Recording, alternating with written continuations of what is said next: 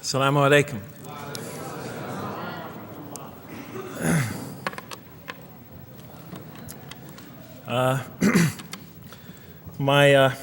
I've come from the University of Kansas. We're playing in the Final Four this very instant. So I want to let you know that you've asked a lot of me today. No, I'm just joking. All right, very briefly, I just want to talk a little bit about what the Quran has to say about the purpose of life. I think this is an extremely important subject, especially for Muslims living in America, because we're sort of a minority, a new religion here, and many people are interested in what we believe. And I think the primary question that people want answered when they first consider another religion is how that religion views the purpose of life, the purpose of our existence here. And so I'm going to begin, though, talking about an atheist point of view, because I want to talk about what sort of answers the Quran might have for an atheist. So to begin this, I need to talk for about 5 or 10 minutes about what I believe contributed to my becoming an atheist, because I grew up in a Christian family. And then I'll talk for about 45 minutes or so about what I experienced in the Quran and how that sort of changed my perception. So it's very simple. But my wife always says I should summarize what I'm going to do before I talk, because it's easy to get lost in my speeches. And my wife doesn't have a lot of confidence in my speaking ability. Okay, so let me start out by mentioning that my mother certainly played no role in my becoming an atheist. My mother was a wonderful woman, a beautiful lady. She had tremendous dignity and class. The neighbors loved her. She was a registered nurse, and she put in many extra hours at the hospital. She worked in the ward that dealt with dying patients. And when I would come and pick her up late from work at night, not all the patients, but many of the patients would drag me over and talk to me and tell me what a wonderful woman my mother was. When she died, her funeral was packed, and person after person that came up to me had a story to tell about my mother and her goodness. Time and time again, people described her as, Jeff, your mother is a true saint. She was a deeply religious woman, a great mother, a great teacher, a gentle person. She never cursed. I never heard her curse, swore, ever in her whole life. Never heard her speak to anybody rudely or speak about anyone rudely. She was a tremendous example of a truly religious person. And she didn't wear it on her sleeve. It was just slowly but surely you could see it just in her day-to-day interactions with people. My father, on the other hand, was a difficult man. My father, for some strange reason, had this tremendous rage inside him. I don't know where he got it. He had this terrible violence inside him. And every night, he would try to quell that violence with hard drinking. And his drinking, though, only made him all the more volatile. Because my father could be laughing and joking one minute, and he could fly into an angry rampage the next for some unexpected reason. You never know what would trigger it. And once he flew into that angry rampage, it would take, he would just go wild in the house. The house would be in havoc. And he would rage on and on and on, and it would take an awful lot of liquor and several hours before he would finally go to sleep. And this would happen night after night after night. And so my 4 brothers and I was the 4th in line. My 4 brothers and I lived a frightening and precarious childhood. But I'd have to say the worst of it was watching my father regularly taunt and threaten and abuse my mother. And it would happen day in, day in, day in, day out, night in, night out. And it was a never-ending nightmare. You see, it's really not so bad when you're the target of your father's violence. You might think it's bad when a child is the target of their father's violence, but it's really not all that bad. At the moment of attack, you're really not thinking about anything except your own survival. When he's firing punches at you or kicking you on the ground or chasing you throughout the house, or when he's threatening you, "I'm going to hurt you, bad boy," you're not thinking about anything at that moment except escape. While all that's going on, you're not thinking about the aftermath or consequences, the psychological repercussions, or anything like that. And when it's all over, you might even excuse the onslaught because you figure maybe you somehow deserved it. If not for what you did this time, maybe for something you did in the past. You could always put the blame on yourself. But a far worse fear is the terror that overcomes you when you watch your father go after your mother. Because she's the only source of warmth and kindness, of love and protection that you know.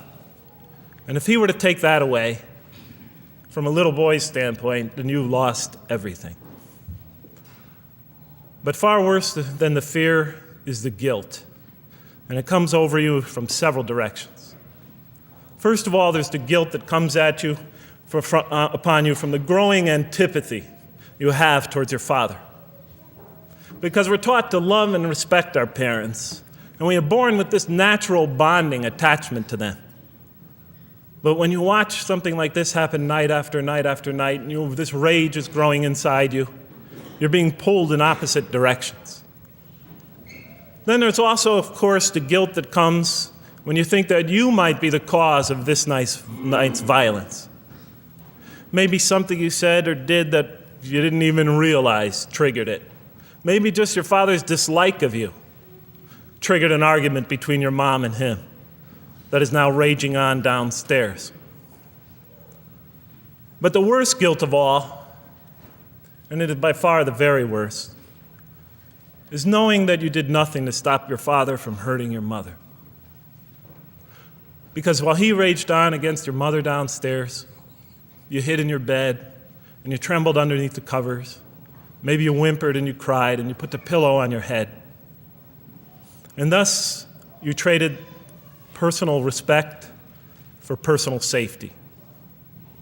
And with each such incident, you come to realize with ever greater and greater clarity, you come to realize your own weakness, your own impotence, your own incompetence, your own worthlessness, your own cowardice.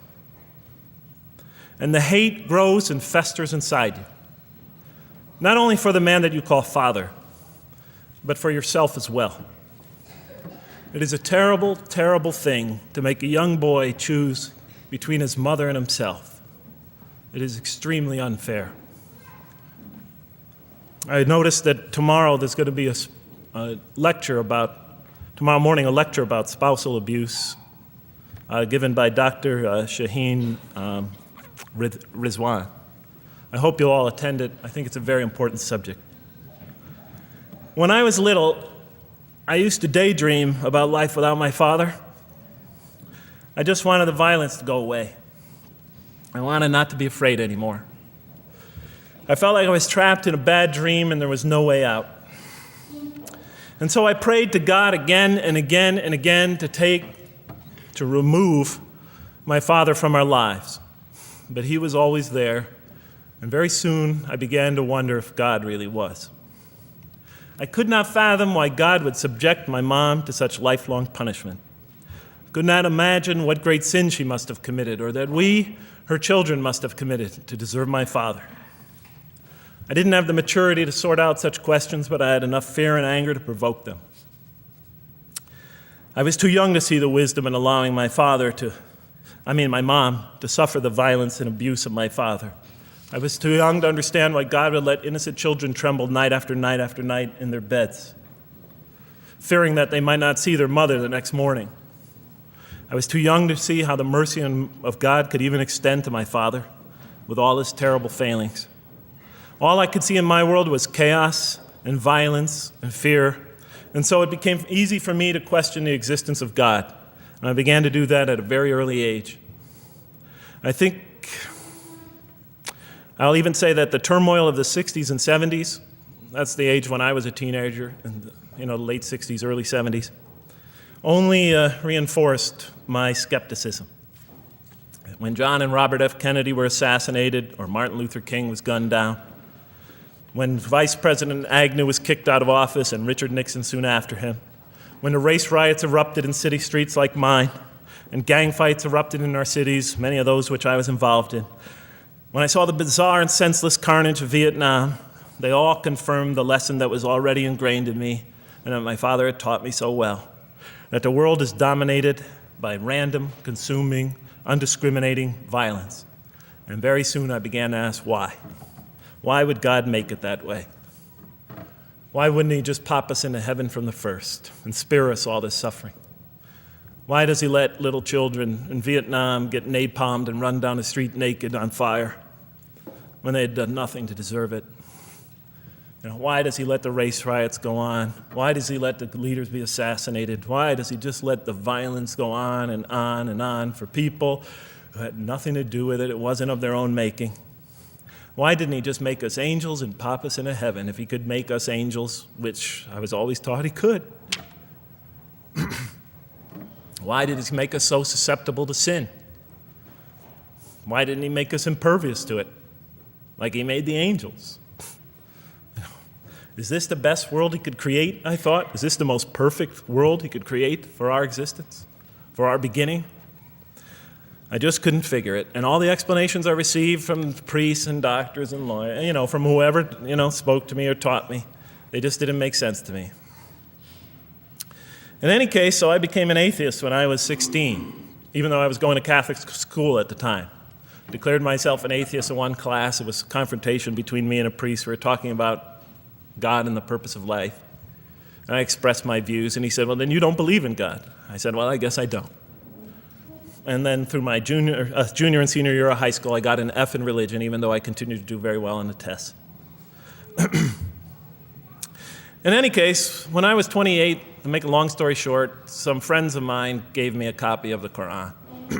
And one night I was sitting in Diamond Heights, my apartment in Diamond Heights in San Francisco. I was working that time at the University of San Francisco. I was 27, 28 at that time, I can't remember. And I ran out of stuff to read, and I took this gift that my friends gave me and I began to read it.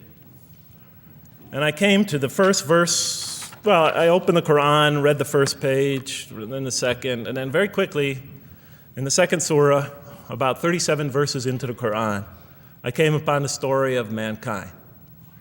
And I have to admit, I read through it very quickly. It was about 9, 10 verses long, story of the first man and woman. And I recognized some of the details. It was similar to what I had learned when I was a child, but I noticed that there was something wrong. It was apparent to me that whoever authored this Quran, of course I wasn't a Muslim at the time, so I didn't have any idea who that was, whoever authored this Quran clearly did not understand the real meaning of the story, because they had obviously gotten the details confused. They didn't even understand the whole purpose of the story. And so I just read through it once, and then I read through it again, just to try to see what kind of point the author was making, and then I read through it a third time and a fourth, and then I realized this is something strange going on here. I'm going to read this much more carefully. I'm going to need to go through this story line by line, verse by verse, because it's obvious that the author is trying to bring out another point. And I wasn't quite sure what it was, but definitely he packs a lot of meaning into almost every word. And I thought the writer at least seems to have a great measure of brilliance. And so I'll try to sort of take you through what my experience was as quickly as I can. So I came to the 30th verse of the second surah, Surah Al-Baqarah, and it began like this. It said, "Behold, your Lord said to the angels, I am going to place a vicegerent on earth." The Arabic word is khalifa. It means a representative or an emissary of mine. "I am going to place a vicegerent on earth." And they said, the angels said, "Will you place therein one who will spread corruption and shed blood, while we celebrate your praises and glorify your holiness?" And God said, he said, "Truly I know what you do not know." See, that's the verse that hooked me. That's the verse that caught my attention. That's the one that kept on making me read the story again and again and again. Because listen to the way it begins. Behold, your Lord said to the angels, I am going to place a representative of mine on earth, a vicegerent of mine, an emissary, one who acts on my behalf. I thought, that's not the way it goes. You're not supposed to be placing man on the earth in some positive role, some elective office. You place man on earth as a punishment for his sin. Clearly, I knew the author didn't quite get the point. But still, it was an amazing line. But then I come to the next line, and it says, and the angels say, will you place her in one who will spread corruption and shed blood, while we celebrate your praises and glorify you? I looked at it again. I couldn't believe the question. They said, will you place her in one who will spread corruption and shed blood, while we, the angels, celebrate your praises and glorify you? I looked at that and I said, exactly. That would be my question. Why would you create this being, supposedly for some positive role, when he's capable of doing tremendous wrongdoing? When he could spread corruption and shed much blood? Why would you create this violent and pernicious creature when you could create angels? As the angels clearly say, while we, the angels, celebrate your praises and glorify you. They're asking one of the most fundamental questions in the entire history of religion. Why create you, man, this utterly fallible creature, this creature who could rebel against God's will, who could do such tremendous wrongdoing, who could wreak havoc like no other creature on earth, when you can make them angels?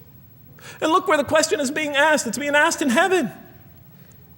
It's almost like saying, look, why don't you just make them angels and be up here in heaven with us, Why don't you just make them angels, pop them into heaven, he's fine. Why would you put him on earth where he could feel distant from you, where he could work out his worst criminal tendencies, act them out, feeling somehow independent and apart from you and free to do whatever he wants, when you could just make them angels and put them into heaven and make them perfectly submissive to your will? I looked at that question and said, that's my question. I'm not even a single verse into the story of mankind, and there before me I see my question. That whole question, everything that I ever thought, everything that I ever experienced, everything that I ever knew was in that question. It was as if the author took my life and wanted to pick out exactly the right question to humiliate me, to provoke me, to anger me. Why create man, this most destructive and violent creature, when you could make him angels? And then look at the answer. And he said, God said, truly I know what you do not know. In modern parlance, we would say, I know exactly what I'm doing. I read that and said, what? You know what you do not know? You know exactly what you're doing? Well, please inform me. Tell me what you're doing. Because, I'm 28 years old and I haven't figured out it yet. And I have a lot of issues that I'm still dealing with that's connected to this question. You can't just get off that easy. You can't just tell me you know exactly what you're doing. Not after what I've been through. Not after you made me this way. And then I realized, of course, I was arguing with a God I didn't even believe in. And that would happen several times as I read through the Quran. And sometimes I would just get into so agitated by what I read, I'd start arguing with this voice that I'm reading before me, that's calling to me. So we turn to the next verse. Well, it turns out that the Quran just doesn't dismiss the question. It starts to answer it a little bit. And in the next verse it says, and God taught Adam the names of all things. And then he placed them before the angels and said, tell me their names if you are right. So this verse is clearly referring to the previous one. But notice what it says. Now, I from my own background, I remember Adam naming things, but it wasn't connected to any answer to any philosophical question. But here, notice what it says. And he taught Adam the names of all things. And I realized already, just from the first verse, you got to read these verses very carefully because it's packed with a lot of symbolism and meaning. And he taught Adam the names of all things. So here we see Adam is not only just a creature who knows how to name things, who's acquiring the gift of language, but he's also a learning creature. God is teaching him. And right here, right in this verse, and it'll come even clearer in the subsequent verses, that the very first thing that the Quran is going to emphasize here is man's intellect. He is a learning creature. He is taught. And what is he taught? What is one of the great intellectual gifts he's given in response to the angel's question? The gift of language. Because through language, mankind can not only learn, but he could learn things not only through his own experience, but he could learn things that other people have experienced of times and places that are hundreds, thousands of years and miles separated from him. And so that all our knowledge becomes cumulative. Every generation learning from the generation before it. I'm learning today from authors I read from other sides of the world that may have existed 2,000 years ago. And so we all contribute to our collective learning and knowledge. And so what I'll see later in the Quran, when the Quran will emphasize this again and again and again. Like in one verse it says, read in the name of your Lord who created. Created a man out of a tiny creature that clings. Read, it commands the reader. For your Lord is most bountiful. Why is he most bountiful? What great gift did he give you? For he taught man the use of the pen. And through it taught him what he otherwise could not know. And time again, the Quran will call upon man to use his intellectual faculties and swear by his intellectual faculties and to use them correctly because they play a fundamental role in guiding him to truth. I never came upon a scripture that puts so much emphasis on the correct use of our intellectual faculties, on the harnessing of reason in helping us attain to faith. And he taught Adam the names of all things. And then he placed them before the angels and said, tell me their names if you are right. Okay, you have this you have this natural question about this creation of mankind. Here, this mankind is this human being, this human creature is a learning creature. He has many intellectual gifts. Here, I'm going to place these things before you. Tell me their names if you are right about man. And what did the angels say? In the next verse they say, glory to you. We have no knowledge except what you have taught us. In truth, it is you who are knowing, the wise.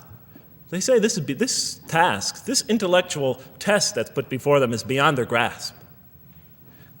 Notice what they emphasize. We have no knowledge. This would take knowledge. This would take an intellect that they don't possess. In truth, it is you who are knowing, the wise. You got it. It's easy for you. You're the knowing, the wise. You have knowledge. You have wisdom. But this would take knowledge and wisdom that is beyond us. And so in the next verse we read, and he said, "O Adam, tell them their names." And when he had told them their names, notice how it's nothing for him. For mankind, he has this phenomenal ability. And when he had told them their names, as if it's just a triviality for man, he names them. "O Adam, tell them their names." And when he had told them their names, God said, "Did I not tell you that I know what is unseen in the heavens and the earth? And I know what you reveal and conceal?" And he's clearly going back to the angel's question.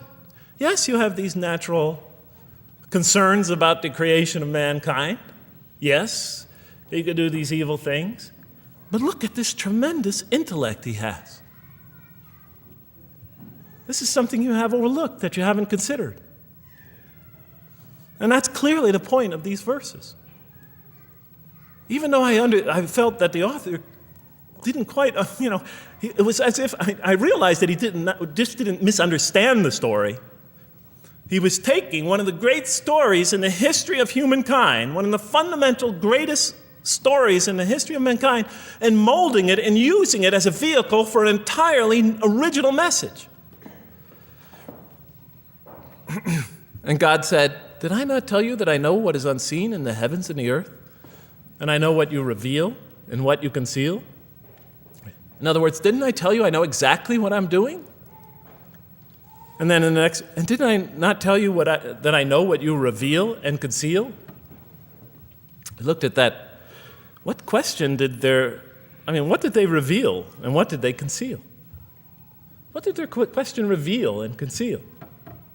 I thought about it for a minute. Oh, it's obvious. What did their question reveal? You just go back and look at the question. It revealed the sinful and sinister propensities of man. I mean, it's obvious, right? Why are you all looking at me like that? You're starting to scare me.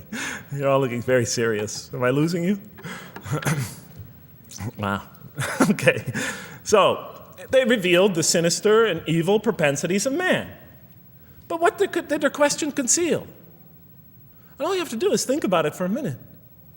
Human beings, yes, they could do evil. Yes, they could do wrong. Yes, they could create misery. But they could also do exactly the opposite. They could choose to do evil. They could choose to do tremendous good. They could choose to do tremendous violence. They could choose to show tremendous compassion. They could choose to be, to live by falsehood. They could choose to live by the greatest truths. They could be terribly ugly. They could be terribly beautiful. And up until that point in my life, I, like the angels, that only saw one side of the coin. For the first time when I read that verse, believe it or not, it was an eye-opener for me.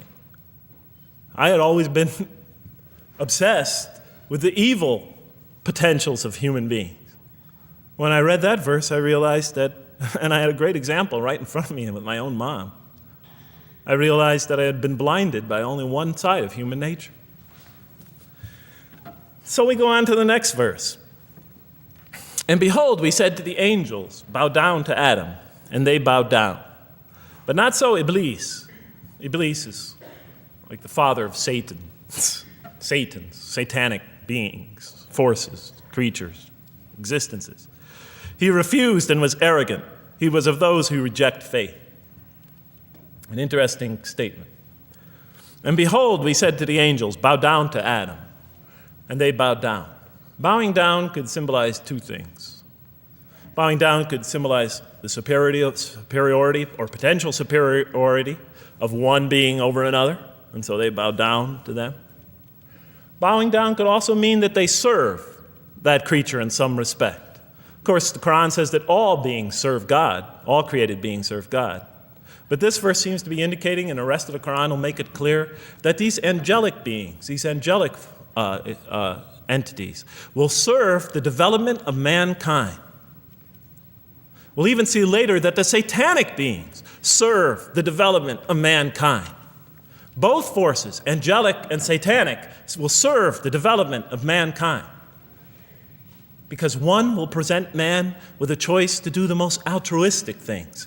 The other will simultaneously try to influence man in the opposite direction. And so human beings will be moral creatures, and they'll have to make moral decisions. And it's in those moral decisions that they will grow spiritually and morally as human beings. And they'll take that into the next life. And the angelic and the satanic forces will be catalysts for those moral choices that they make. They will heighten the human being's awareness of the rightfulness and the wrongfulness of the choice he's about to make. And the self, the soul, the nafs, as they say in Arabic, will have to make the ultimate choice between good and evil. And that choice, that test will come again and again and again as human beings either grow or decline. And those tests will come again and again and again to try to help him towards his spiritual evolution, to bring him back, but that choice is ultimately ours. But I'm getting ahead of myself. And so we said to the angels, bow down to Adam, and they bowed down. But not so Iblis. Iblis is Satan, this rebellious force, this evil prompter, the one who whispers into the human heart. He comes into being. And with the introduction of Satan, we have the introduction of evil, that evil influences on human beings.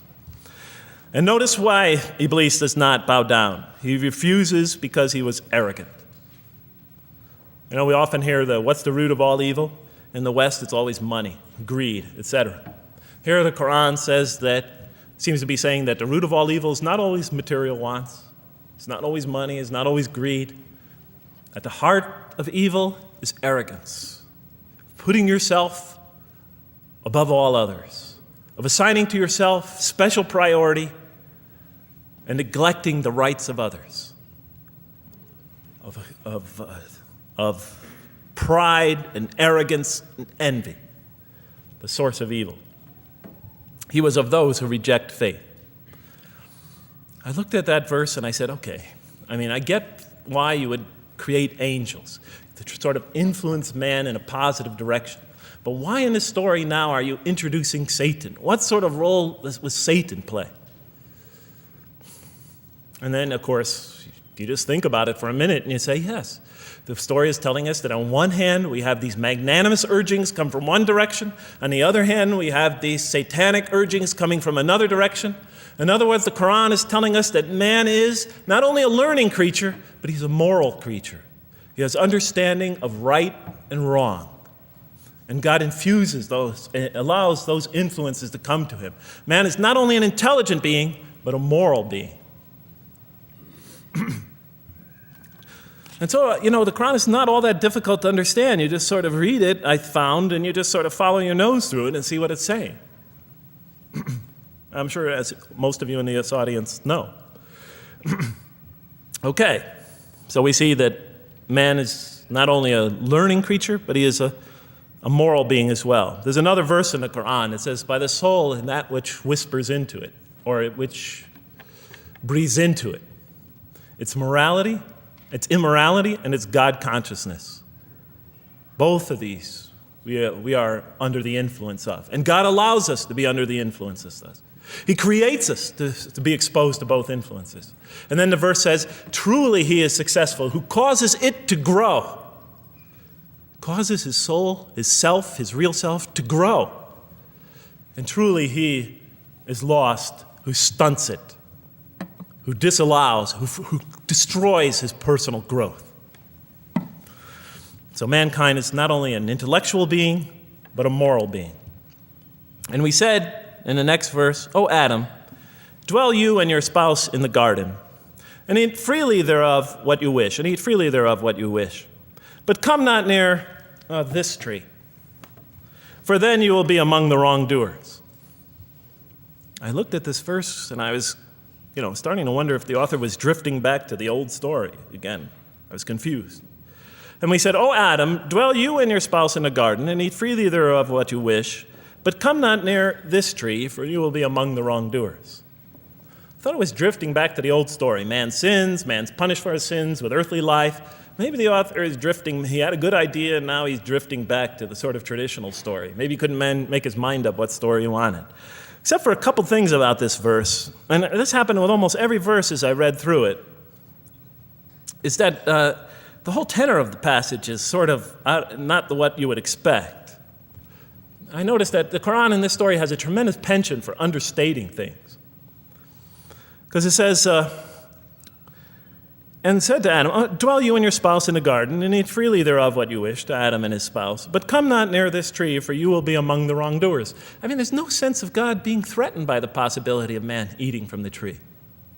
In this story, we don't see in this verse, we don't see that God is nervous at the prospect, that he's threatened by the prospect, that he's anxious about it.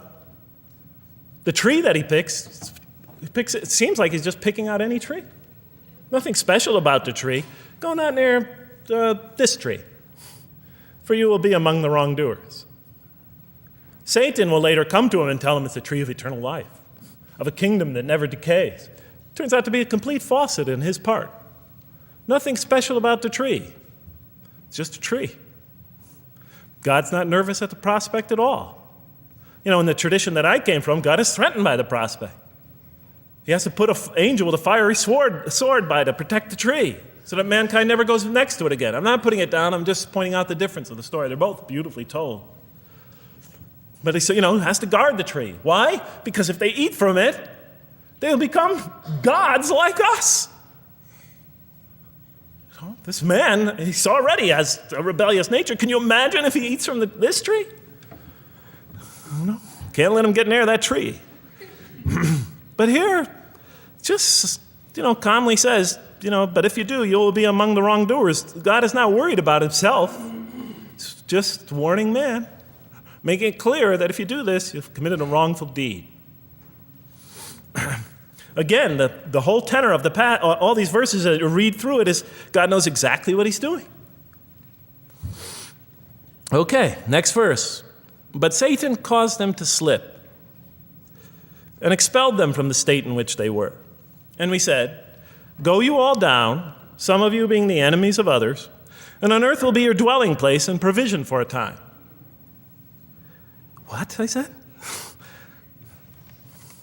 I mean, I was expecting now the rage, the anger, the violence, the jealousy. That's what I was expecting. Okay, they eat from the tree. Where's the rage, the violence? I'm going to punish you now. You're going to sweat on earth. And you're going to suffer, and you're going to stub your toe, and you're going to work, and you're going to labor. And you're going to die there for what you did. And where's the woman? All right? And the woman. All right? She's the one who's going to suffer the most. Right? She'll have to suffer labor pains and monthly cycles. Right? And bleeding and crying out when her children come into the world. And she'll scream out. And worst of all, the greatest humiliation, the man will rule over her. When he's obviously her intellectual inferior because she and the angels she and Satan seduced him, and he just bumbled along and committed a real, wrong deed. Well, I don't mean to make light of it. But the story is obviously different, though. No threat here. As a matter of fact, look at the way it says, "O Adam, dwell you and your spouse in the garden, and eat freely thereof what you wish. But come not near this tree, for you will be among the wrongdoers." Then they make the mistake. But Satan caused them to slip and expelled them from the state in which they were. And we said, "Go all you down, some of you being enemies of others, will be adversaries of others. Some of you will be adversaries of each other, and on earth will be your dwelling place and provision for a time." This is not a deity losing it. If you look at it, on earth will be your dwelling place and provision for a time. That's not the words of a God that is lost, that is really extremely upset. On earth will be your dwelling place and provision for a time. When I walked into the hotel today, and they said, and it's this nice one up there, I don't know the name, I can't remember the name of it, but it has a continental breakfast. And they said, your room will be room 111, and there's a continental breakfast in the morning. I didn't say, I didn't think they were mad at me. Because they said, you're going to sleep here, and this is going to be your provision in the morning. Oh, thank you. But notice something else about this verse. When you read these verses for the first time, I don't know, maybe I'm nuts, and many people think I am. But when you read these verses for the first time, this is just so much that catches your attention. But Satan caused them to slip. I remember, I couldn't get that verse out of those words out of my head. Satan caused them to slip. To slip? The greatest sin in the history of the human race, and it's called a slip? In my culture, slip means, you just momentarily, for a fraction of a second, you lose your focus. It's not a big deal. My Uncle Bob used to always say to me, "Jeff, I'm sorry I'm 5 minutes late, I slipped up." The understanding is it's no big deal. It's just a slip. That's what we say when we make a minor mistake. I slipped up. Don't worry about it. Never happen again. A slip, I said? Momentary loss of focus? The greatest sin in the history of humanity? Why we're all here? Why we're all suffering? Why we experience death? A slip? I didn't believe it. I went to my Arabian friends at that time. I didn't know any Arabic. They came to this verse. We went through it line by line. I said, now don't change any words. Just read them one at a time. But Satan made them, and I said, okay, this one right here. What does it mean? Tell me what that means. They looked at it, says, slip. Slip. And expelled them from the state in which they were. A slip, I thought? But then maybe I was trying to force the traditional understanding, the traditional interpretation. Maybe it was just a slip. After all, they didn't commit murder.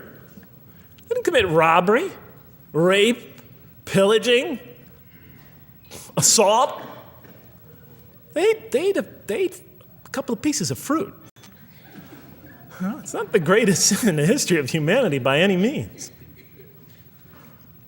And then the next verse says, and then they were expelled from the state in which they were. Well, what state were they? Let's see now. Let's go back from where we started. First, mankind is being taught. We see he's an intellectual being. Then we show he's a moral being. Moral being means he's a being that's going to have to make choices. And then God gives him this choice. It's not a huge deal. It's not the gravest sin in the history of humanity by any means. It's minor by any standards. They make it, though. We see that God originally intended to put man on earth as his vicegerent. We see a period of preparation where he's being prepared intellectually, where he's growing as a moral creature. When does God finally put him on earth? What signals that he's ready to begin? He makes his first independent choice. It's not the worst deed in the history of humanity. It's minor on anybody's scale, but it shows that mankind is ready to act on his own, to be his own, to make his own choices, that God has empowered him to make choices, and he's ready to make them and carry them out and see them most often to their expected ends, if God wills. And that seems to be the only real significance of it.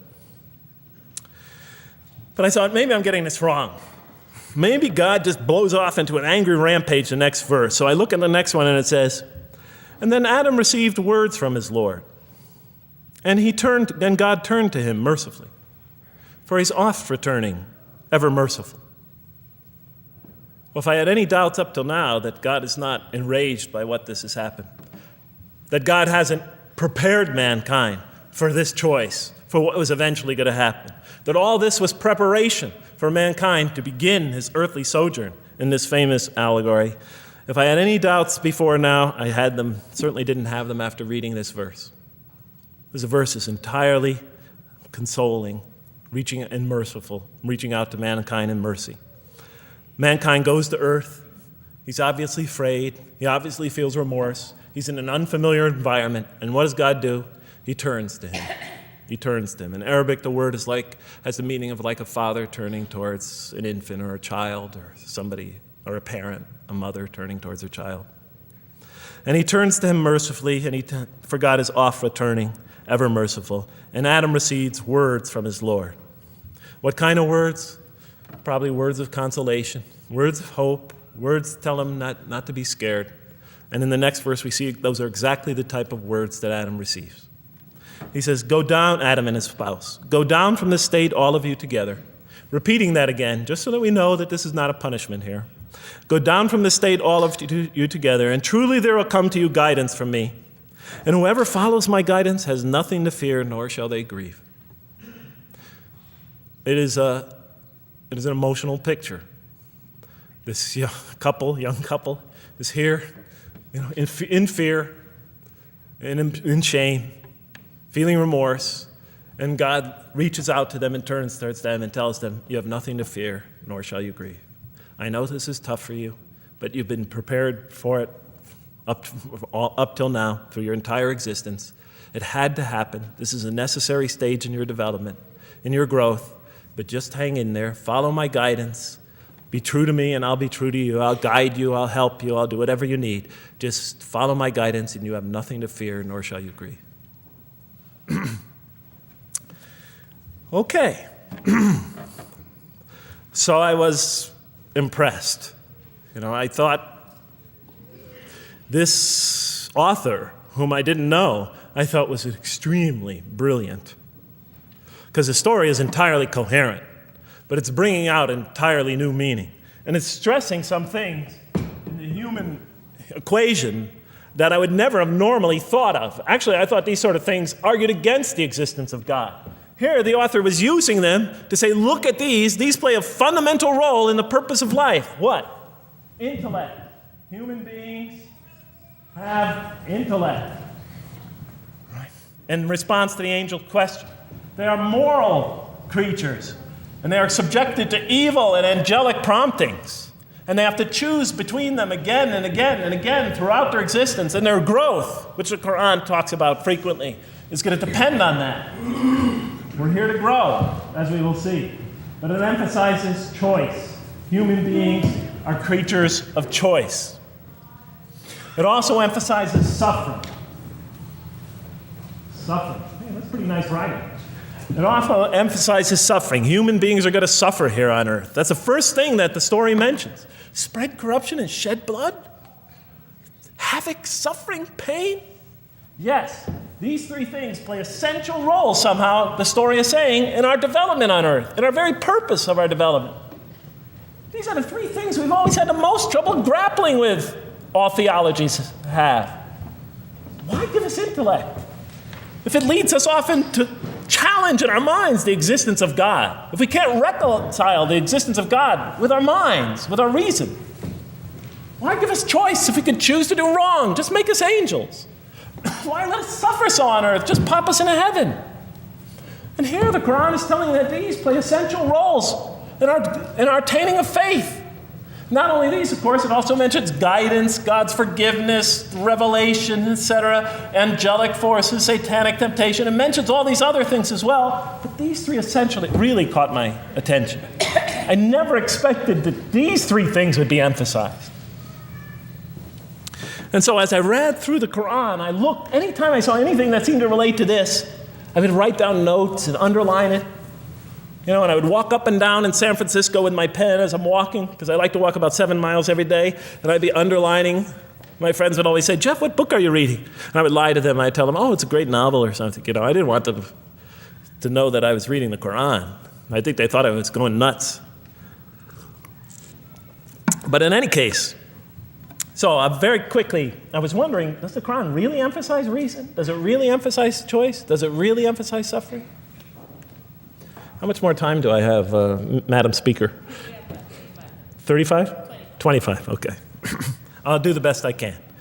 So let me just try to indicate to you, as I read through the Quran, and I'll try to get through this quickly because you guys look tired. And I know you're interested to find out how that basketball game is turning out.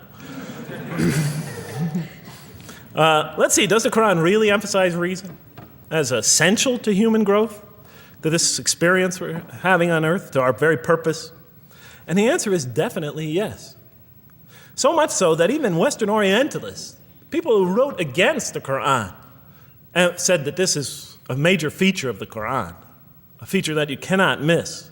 Henri Lamens, writing in the early part of this century, one of the famous Orientalists, who wrote very much against Muslims, hoping to unseat them from their religious belief. He wrote, "The Quran," and this is his quote, "is not far from considering unbelief as an infirmity of the human mind." Unbelief is, he thought, and he was saying it mockingly, is like, you can't think straight. You're not using your mind right, as my father used to say. Maxime Rodinson wrote at length about the rationalistic approach of the Quran to faith. And this rational tone of the Quran is one of its most salient features, beyond doubt. I'll just give you a few quotations. One of its fundamental themes is that people ignore or reject God's signs and corrupt religion precisely because they do not use their reason. And the Quran will say that again and again and again. The Quran says about the disbelievers, they refuse to reason and are a people who do not reason. I have 7 such quotes in the Quran. The Quran will say, "Will you not reason?" It mentions that 14 times to the reader. God reveals signs and lessons and admonitions so that, and this is a quote from the Quran, perhaps you will finally use your reason. There are 8 such statements in the Quran. From the Quran's viewpoint, reason and faith are allies, just as illogic and false belief are allies. And it clearly sets the conflict along these lines. It says the right way has henceforth become clear from error. Those who benefit most from the Quran are persons of insight. 16 such statements in the Quran. Firmly rooted in knowledge, 8 such statements. Use their reason, 10 such statements. Stand on clear evidence and proof, 7 such statements. Those who oppose this revelation are deluded, 9 such statements. In manifest error, 28 such statements. Ignorant, 15. Foolish, 3. Have no understanding, 9. Only follow surmise and conjecture, 9. And blindly adhere to tradition, multiple times. It states that. In an almost Socratic style, the Quran repeatedly quizzes the reader and calls into question his or her assumptions. Again and again, it asks us, what do you think? 18 such statements. Have you considered this or that? 13. Did you suppose? 7. Sounds like a math teacher. Do they not ponder? 2 such statements. Do you think? Do you even think? 18 such statements. The message is clear. To gain truer faith, we need to free ourselves from inherited notions and examine our beliefs rationally. Learning plays a key role in human development. Read the Quran, exhorts the reader. For God taught us the use of the pen and taught humankind what it otherwise could not know. In life, nature, and history, in the Quran, there are signs and lessons for those who are wise. There are 21 such statements. The Quran states over 100 times that it has been revealed to make things clear. I thought the author of this Quran must have had a strong mathematical insight, a natural mathematician. All throughout, when I was reading, I was trying to imagine what he must have been like. God teaches humanity both directly and indirectly, and sometimes so subtly that we are unaware of his instruction. Thus, he tests us in multifarious ways. Of course, I just want to make it clear, Muslims believe God himself is the author of the Quran. Sometimes I give this speech and people come away and ask me, Jeff, who is the author of the Quran anyway? But I didn't know. So I was just trying to figure it out.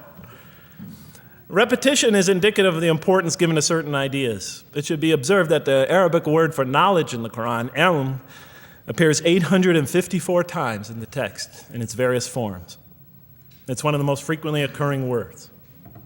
So the Quran really does put great emphasis on reason in our spiritual quest. Does it put great emphasis on choice? Well, here's what it has to say. Let there be no compulsion in religion. The right way is henceforth clear from error. It's a choice, and it must be freely made. And it's a choice between correctness and error, between right and error, between reason and falsity. Had God willed, he could have indeed guided you all, it says in the Quran. I went, why not, I thought. Why not just guide us all? Why let some of us choose to go this way and that way? The Quran was constantly provoking me as I read it. Do not the unbelievers know that had God willed, he could have guided all mankind? Oh, do not the believers know that had God willed, he could have guided all mankind? Okay, I'm an unbeliever, I thought. Tell me, why didn't you guide all mankind? If you want us to be in conformity of your will, just make us that way. And if we had so willed, we could have given every soul its guidance. Why did you let us be creatures of choice? Just program us to do the right thing. Never make a wrong choice. Had God willed, he could have made us all one community. He could have made us clones of one another. But he didn't. It wasn't part of his plan. Enlightenment has come from your Lord. He who sees does so to his own good. He who is blind is so to his own hurt. It's your choice. It says it again and again in the Quran. Remember when I was reading this, I was a disbeliever. And this scripture is constantly reminding me, it's your choice, Jeff. It's no compulsion in this. It's your choice. It's up to you. You're probably not reasoning correctly here. Think a little harder. Come on, try. It's just a few more steps. And whoever is guided is only to his own gain, and whoever is stray, I am only a warner. It's your choice. We have revealed to you the book with the truth for mankind. He who lets himself be guided does so for his own good. He who goes astray, it's to his own hurt. It's his choice. There are many, many such references. I'll stop there. But you get the point. The Quran clearly emphasizes that choice plays a key role in our development. But what about suffering?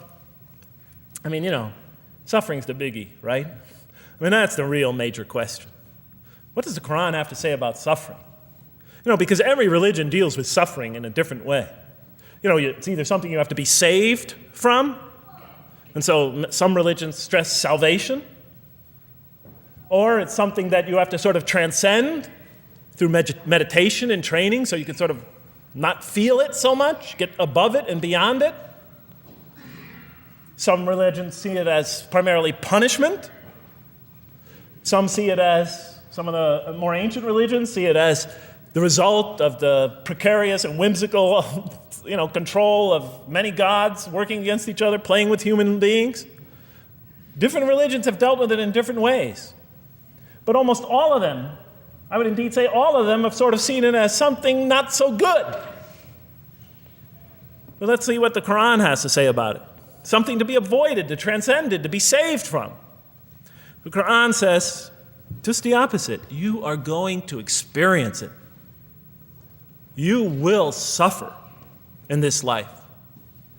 And it plays a fundamental role in your development and your growth and in what you are to become. This scripture didn't just say you're going to experience it. It said you should embrace it. You should struggle through it. Your life should be a struggle, it says. It should be a jihad. Yeah, right? But that's what it says. Jihad means struggle. When the Quran most says jihad, it's very seldom, it's most often not in the context of fighting. Qital is the Arabic word for fighting. But it says even in the Mecca verses, long before Muslims had to defend themselves against their oppressors, it mentions that you have to struggle in the path of God. With the Quran, it even says. Struggle in the path of God with this Quran. Life is a struggle. It says in one verse, most assuredly we will try you with something of danger and hunger and the loss of worldly goods, with the loss of your lives and the fruits of your labor. Most assuredly we will try you. It's not just talking about evil people, good people. But give the good news, the glad tidings. Be happy for those who are patient in adversity and suffering. Good news, I thought? Doesn't the author understand the terrible effects of suffering? Give the good news to those who are patient through adversity, who when calamity befalls them say, truly unto God we belong and truly unto him we shall return. In other words, that this could benefit them. It was a remarkable statement. Here's another one. Do you think that you can enter paradise without having the like of those who passed away before you? And the next verses start to explain these people were good people who suffered terribly. Do you think that you can enter paradise without going through the same? Why, I thought? Why do we have to suffer in life?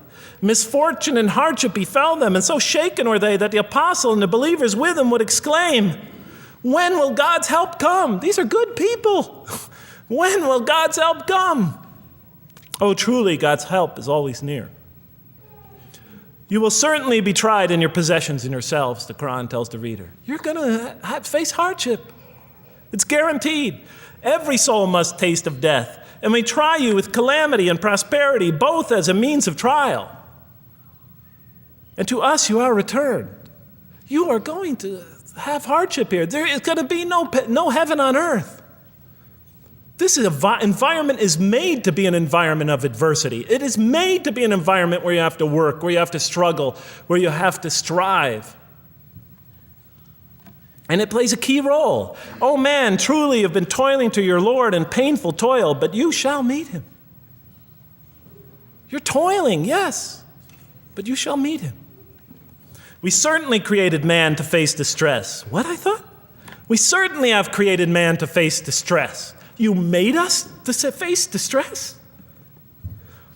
Does he think that no one has power over him? Sometimes people get, so down. They just think, this can't be a God. Look how I'm suffering. He will say, I have wasted much wealth. Some people just become totally devoted to worldly aims. Does he think that no one sees him? Have we not given him 2 eyes to see with, a tongue, and 2 lips to communicate with, to learn from by communicating? Can't he see around him? Can't he tell from communication with other people? Haven't we pointed out to him the 2 conspicuous ways? What are the 2 conspicuous ways? But he attempts not the uphill climb. One of them is the uphill climb. And it says this is the way you should be pursuing. And what will make you comprehend the uphill climb? It is to free a slave, or to feed in a day of hunger, an orphan nearly related, or the poor one lying in the dust. Then he or she is of those who believe, and exhorts one another to patience, and exhorts one another to mercy. You have not attained to faith until you struggle the uphill climb. It's telling us you should pursue the uphill climb. What is the uphill climb? Reaching out to your fellow man who suffers. To feed the poor one, but help the poor soul that's lying in the dust. And all over the world there are people in that state. And we watch the news as if it's just entertainment. And the Quran tells us this is something you should involve yourself in. That is the road that you should travel. It describes a successful life as an uphill climb. Well, I can see I'm running out of time, so I'm going to have to tie this up in about 15 minutes, I guess. But definitely the Quran emphasizes these three elements in the human drama. But as I read through it, I couldn't see how it all fit together. I mean, why didn't God just, why? Why do we have to experience these? What purpose do they play? Just pop us in a helmet, beam us up, I thought. Well, one thing, like I mentioned before, the Quran will repeatedly emphasize that we're here to grow and to learn. And I'll give you 4 or 5 quick verses because I know you're tired. It says, Our Lord, and raise up in their midst a messenger from among them, who shall recite unto them your signs, and that shall teach them the book and the wisdom, and who shall cause them to grow. We have to learn wisdom in the book, and Revelation in particular, and who shall cause us to grow. And we have sent among you of yourselves a messenger to recite our signs to you and to cause you to grow. Truly God was gracious to the believers, this is in the 3rd surah, when he raised up from among them a messenger from themselves to recite his signs to them and to cause them to grow.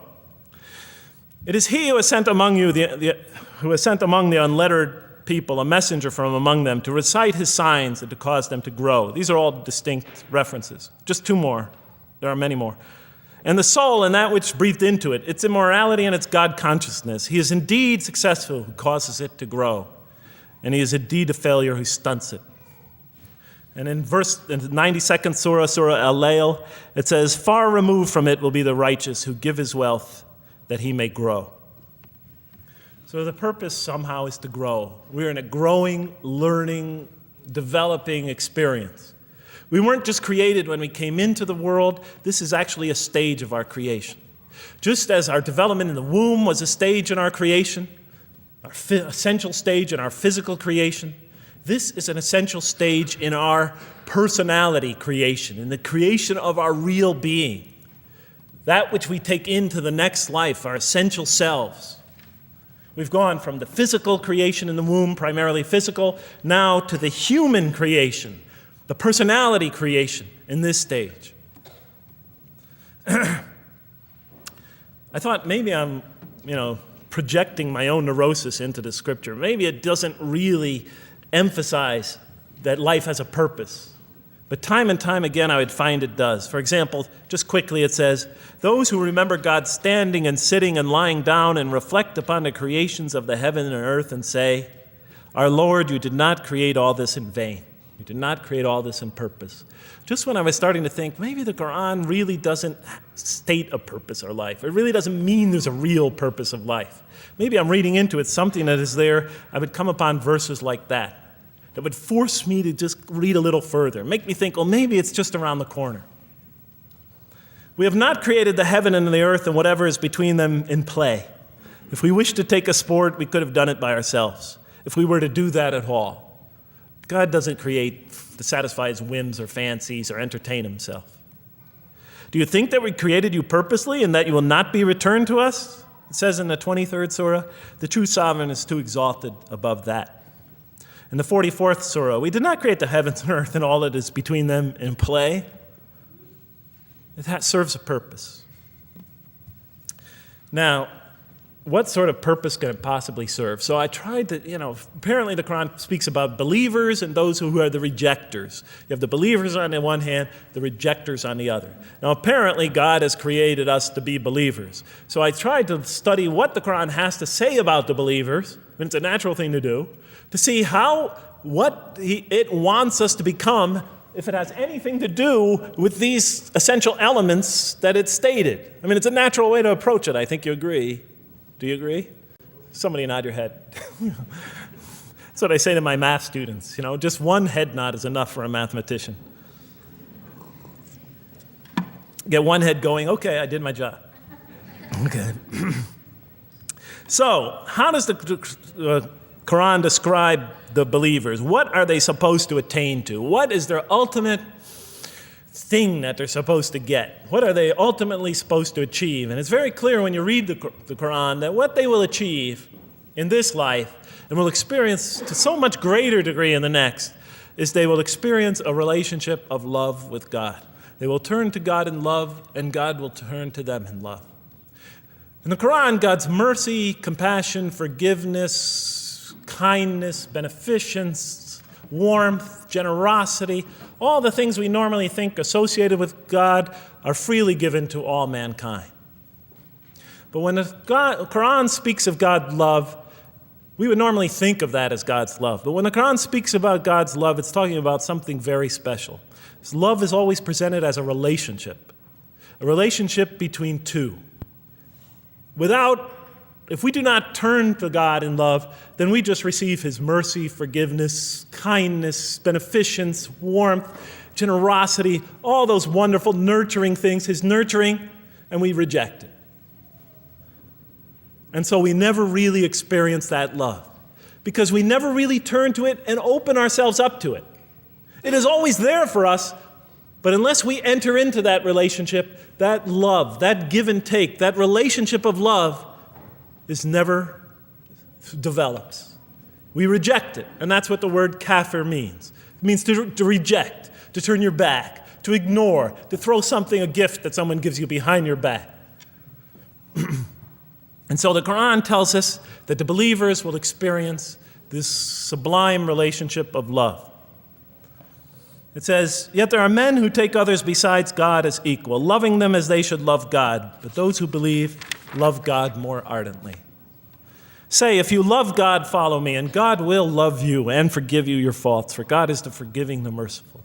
O you believe, if any from among you should turn back from his faith, then God will assuredly bring a people he loves and who loves him." And throughout the Quran, I'll mention time and time again that God loves the believer. God loves this type of person. God loves that type of person, and so forth and so on. So it's quite, and I'm trying to pick the speed up here, so you'll have to excuse me for that. But it is apparent from the Quran that one of the purposes of creation, maybe the essential purpose of the creation, is to produce from this subset of humanity that will freely enter a relationship of love with God. They will not only experience the beauty of other relationships in their lives, but this love that they will experience with God is the sublime experience that they will enjoy. Not only in this life, but infinitely greater in the next, when all the distractions, all the masks are stripped away. Okay, I thought, you created us to love you, for us to turn to you in love and to experience your love, to receive and experience your love. But why do you need these? Just pop us into heaven, love us, and make us love you. Program us to love you. You'll make my dog love me. Do the same sort of thing. I kept on coming back to the same issue. Just do it. Okay. Still couldn't see it, and I was almost through the Quran, and I thought either I'm dumb or this scripture just never really got to it. Okay, so I didn't give up. I thought, okay, what's the next natural thing to do? Okay, so we're here to develop this relationship of love with God. The Quran tells us that, if we are believers and we do good, we'll experience great joy and peace in this life, not only through our relationship with God, but through complementary relationships with all the people around us in this world will be a one for us of peace and serenity, even though we have to struggle and survive and suffer. But I couldn't see, how this all tied in with this suffering business and why he couldn't just put us into heaven. So what's the next natural thing to say? Okay, so we're created to have this relationship of love with God, to enter this relationship, to experience and receive all that he has to offer us. So the natural thing to do is to study the two partners in that relationship. What does the Quran have to say about us, the believer? What does it ask of him and her? What does it require of them? And then what does the Quran tell us about God? And then is there some essential nexus, some essential connection between them, and does it have anything to do with these? Because if the Quran doesn't show that, then the essential link that links all this together, that pieces it all together, is missing. And as I thought to myself, whoever this author is, and by now I knew he had fantastic genius, even though he came from the primitive confines of the most backward, most uncivilized sector of humanity, of people that had no literary history, really, to speak of, no great works of literature, no scriptures that preceded him, even though he came from the desert of culture. Even though this came out of that environment, and the mind behind it had to be tremendously and phenomenally genius to come out of that surrounding and produce something like this. If that essential link was missing, I knew that, he was great, but, and extremely great. But, what do you expect? How could anybody answer those questions? Nobody in the history of humanity has been able to answer them. Okay. So I thought, first I'll see what the Quran has to say about the believers. What does it require of them? Then what it has to say about God, and see if there's some essential link. Are you following me? You're giving me the note. Get off the stage. Okay, I'll do my best. It's a deep subject. We're almost done. Bear with me a few more minutes. I'm sorry, really. I know Siraj Wahhaj, when he gives these sort of speeches, he always says, okay, I'm finishing up now, and then 10 minutes later he says, you thought I was telling you to... I won't say that, but just give me a few more minutes. Bear with me. Okay, quickly. What does the Quran ask of the believers? From the Quran's many exhortations and its descriptions of acts and types of individuals loved by God, it's not difficult to compose a partial list of things that the Quran wants us to do, which it calls good deeds, time and time again. To believe in God, to have faith in God, to have a relationship with God, and to do good. So what does it describe as these good deeds? Well, as I read through the Quran, it says that, can I take this away? Remember, intellect, choice, suffering. It says we should show compassion. Show compassion. We should be merciful. I have the references here, but just excuse me, I'm not going to list them all. We're running out of time. We should be forgiving. Forgive others. We should be just. We should protect the weak and defend the oppressed. Defend the oppressed. We should seek knowledge and wisdom. Knowledge, wisdom. Bear with me, ladies and gentlemen. We should be generous, truthful, and we should be peaceful. And we should love our fellow man. Love others. I'll just give you one verse because I know we're running out of time, Madam Speaker. Truly those who believe and do good will the most merciful endow with love. And to this end we have made this scripture easy to understand in your own tongue, so that you might convey a glad tiding to the God-conscious and warn those given to contention. So, to this end we have made this easy to understand, so that we'll learn to love others. Okay, that's all I'll say about that. I would like to say a lot more, but I don't have time. Now, what does the Quran tell us about God? You have to realize I'm just about through with the Quran here, my first time reading it. And now I was really caught. I searched my head. What does the Quran tell us about God? It tells us nothing could be compared to him. That he's outside anything that we may compare to. That our definitions do not encompass him. That our reason cannot comprehend him. That he is transcendent and we are finite. That he is immortal. He transcends time and space and we are bound by it. That he is immortal, we are mortal. He is uncorporeal, we are corporeal. That we have no way of comparing ourselves to him. Nothing could be compared to him. I thought, oh my God, I'm so close and yet so far. Because I'll never understand the essential link between us and God and why these three things fit into place. Because the Quran tells us that we could never really quite understand God. Or at least that's the way I thought. And so I put down the Quran when I had finished it.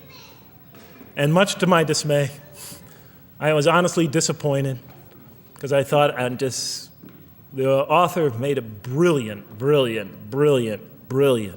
try, but he never quite made it. And so I was sitting in front of, about 3-4 weeks later, I was sitting in Diamond Heights in my apartment watching a football game, I think it was. And sometimes things just slip into your minds when you least expect them, and I'm sitting there watching it, and all of a sudden into my mind came a thought. And I said, wait a minute. The Quran does tell us so much about God. It tells us again and again and again, but somehow I just missed it. Just skimmed over it every single time. Because if you turn to almost any page, if you turn to the beginning of any surah, you could see time and time again essential information about God that I just thought was sort of a literary device, something to make it just sound more beautiful. Because if you turn to the beginning of any surah, you'll see the words Bismillahir Rahmanir Rahim, in the name of God, the most merciful, the most compassionate. If you read almost any passage, long passage, when you come to the end of it, it's punctuated by dual attributive statements like God is the merciful, the compassionate, God is the forgiving, the gentle, God is the kind, the protector, God is the generous, the truthful, God is, and so forth and so on. There are tens of thousands of such references in the statements in the Quran. What the Quran defines as God's most beautiful names, his attributes of perfection, repeated again and again and again on almost every page. And as I sat there, sitting by the television, I started to jot them down in my, on my little piece of notebook there. Same notebook I used to jot these down before. And I began to list from my own mind the attributes of perfection as I remembered them. And they were, God is the compassionate. God is the merciful. God is the forgiving. God is the just, the protector, the defender of the oppressed and the weak, the knowing, the wise, the generous, the kind, the truthful, the loving, the peaceful, the source of all peace, the truth, and so forth and so on. Every item I had listed in my list for the qualities that we human beings are supposed to develop, the Quran was telling me had its infinite source and perfection in Allah, in God. And then all of a sudden, all the pieces fell together. Then I suddenly saw it, as I see most of you probably see as well. That now, suddenly it all began to make sense to me. In what way do I say that? Well, it was now obvious why we had to develop these qualities. It was now obvious how these things on the floor here fell into place. And I'll just say it clearly. We're here to develop a relationship with God, to become closer to God. But how can you become closer to God when he's transcendent and you're finite, when he's immortal and you're immortal, vice versa? When he's immortal and you're mortal, when he's unbound, fettered by time and space, and you are, and so forth and so on. How can you become close to that one? If I want to become close to you, I need to have something to share with you, something that we have in common. So, for example, if I want to come close to this young man here physically, I'll approach him because we both have bodies, and I can position my body closer to him. Physical presence, bodily presence is something we both share. If I want to become closer to that gentleman back there, if I want to become closer to him intellectually, I'll reason with him so we will have a convergence of minds because we both possess reason. If I want to become closer to one of my sisters on this side emotionally, I'll try to appeal to their sentiments because we both share feelings and similar types of experiences that generate those feelings. But how does one become closer to God? What do we share with him? We share with him exactly what he gave us. Because the Quran tells us that when we came into this life, he breathes into our spirit something of his spirit. And that we come into this world with the seed of these very qualities within us. And we could either kill them, stunt them, as the Quran says, or cause them to grow. And when we grow in these, we grow in our ability not just to experience tremendous beauty in life through all this, but we grow in our ability to receive and experience the infinite beauty, the infinite peace, the infinite truth, the infinite compassion, the infinite mercy, the infinite, etc., all the way down the list, that only comes from the infinite perfect source of all these. The more we grow in mercy, the more we grow in our ability to receive and experience in this life and in the next, to an infinitely greater degree, the mercy of God. The more we grow in compassion, the more we grow in our ability to receive and experience God's compassion in this life through prayer and through ritual and through contemplation and through other experience of others. And of course, infinitely more in the next life, the compassion of God. The more we grow in our truthfulness, the more we grow in our ability to experience God, the truth, because all truth comes from God. The more we grow in these things, the more we grow in our ability to receive and experience God's attributes of perfection. The more we grow in our ability to receive and experience His being. And that sort of nearness we are growing to Him is tied to our essential nature and to His. It's more than just physical nearness. It's more than just a convergence of ideas. It's more than just a convergence of feelings. It's a convergence of essential beings. It's the closest type of nearness two can feel, two can experience.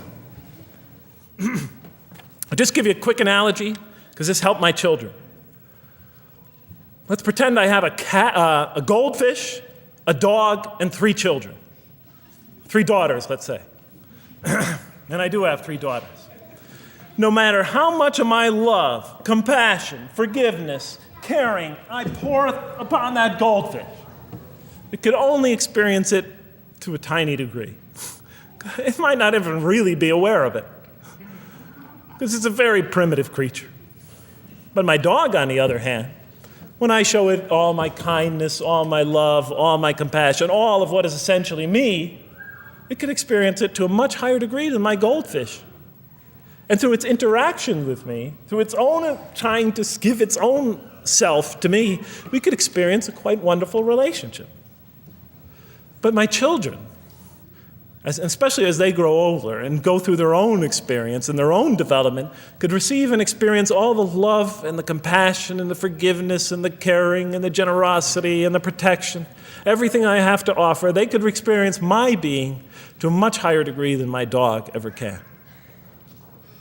And we could have a relationship of beauty that I could never have with my dog. As much as I love animals, having had 3 daughters, I know that the relationship that you have with 3 beautiful daughters could never even come close.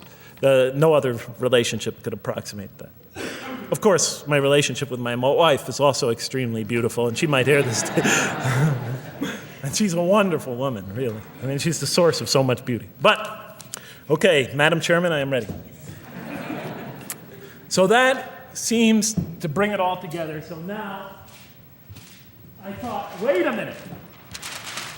That doesn't explain this. Why the intellect? Why the choice? Why the suffering? I thought, you almost had me, this Quran. You almost duped me. You almost tricked me, seduced me into accepting this philosophy. But wait a minute. What about intellect, choice, suffering? Why do we have to experience these?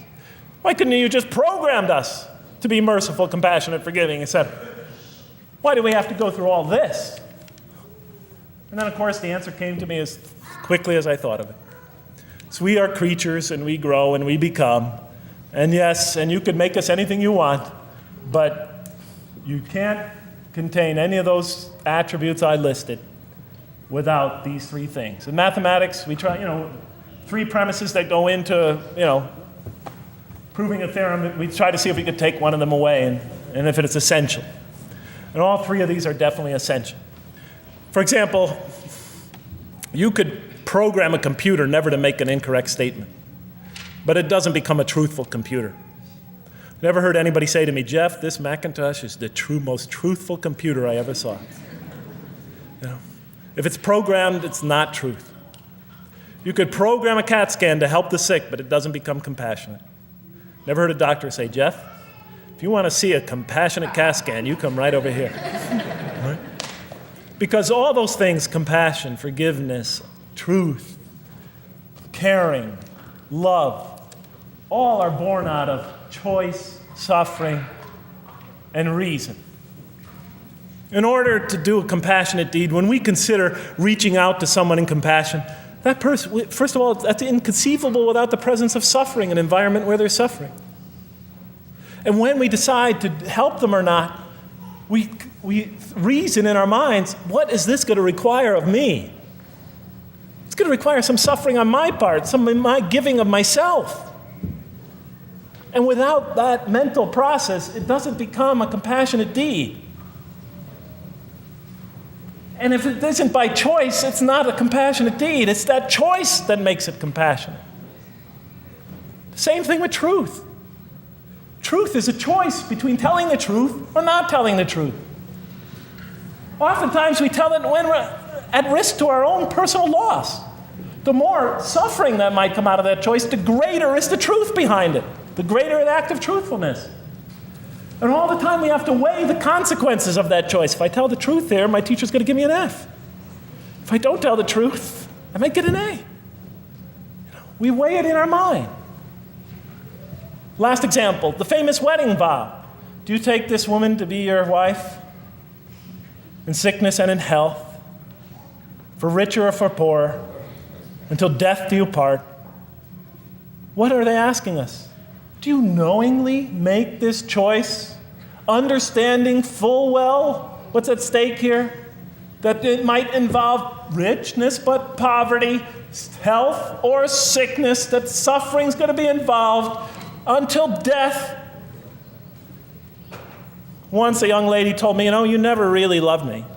Because when the growing got tough, when things got hard, when we hit rock bottom, when my life fell apart, you just got up and left. And she was right. And she understood full well that that's what love is all about. It is through giving and suffering together and hanging in there with each other and not bailing out and persevering through suffering, making that choice and knowing what you're doing. All those three things are essential. So it's very easy to see why the Quran stresses these. For in order for us to grow in these, I dropped it, we have to have these.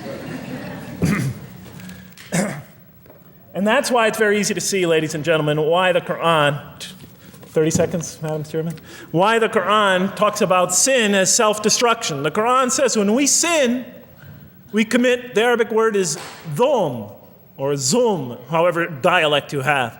Dhulm against ourselves. We oppress, we destroy ourselves.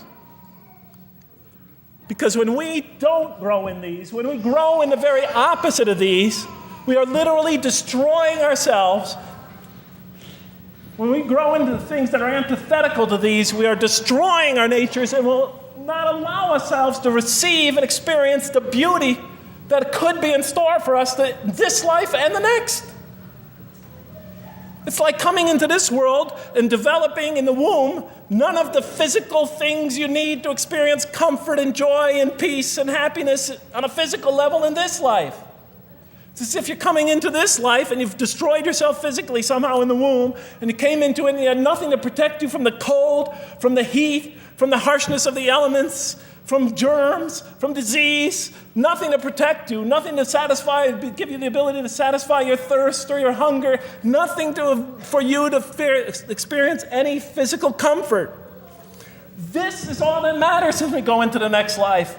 If we don't develop these through our relationship with God, our very purpose of our being, then we will experience terrible suffering in this life, worse than if we came into this life in a physical state that didn't avail us of any of the comfort of this life.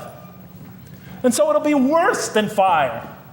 It'll be worse than endless fire. It'll be worse than the worst hell we could possibly imagine.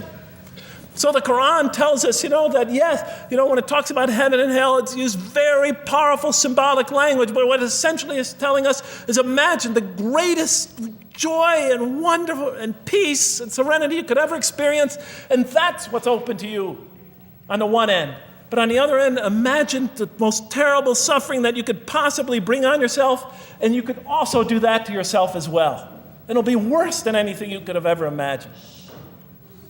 And it's the Quran tells us that God says on the day of judgment, I did not harm you in the least. You destroyed yourselves. And it could say that in total objective truth. And that's why the Quran, well, I think I'll leave it at that because Madam Speaker is about to shoot me. I still have other things to talk about, but I want to find out how that basketball game is going. So thank you so much for listening to me for so long. And may the peace and mercy of Allah be upon you all. I didn't mean to try to scare anybody at the end. That wasn't my goal. I was just trying to make a point. And may the peace and mercy of God be upon you all. Thank you so much. Assalamu alaikum.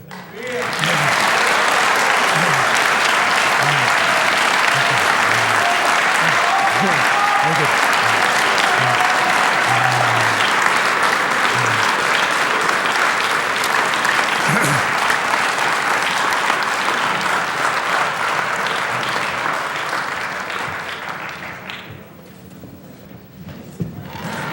All right, we'd like to thank Dr. Lang for that very heartfelt, very long